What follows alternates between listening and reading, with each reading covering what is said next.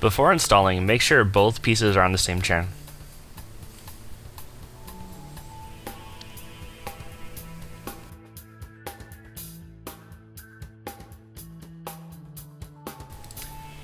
Apply the adhesive tape as shown.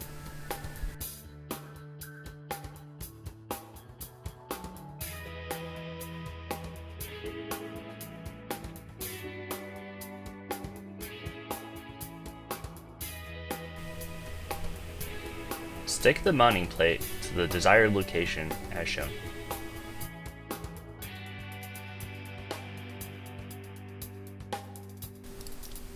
Match up the holes and install it as shown.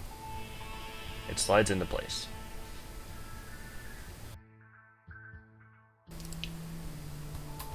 Apply the adhesive tape and install the receiver as shown. This can also be mounted with screws.